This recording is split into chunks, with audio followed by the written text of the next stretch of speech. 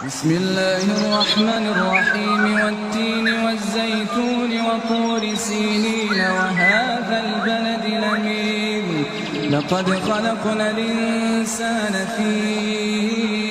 أحسن تقويم ثم رددناه أسفل سافلين إلا الذين آمنوا وعملوا الصالحات فلهم أجر غير ممنون فما يكذبك بعد بالدين أليس الله بأحكم الحاكمين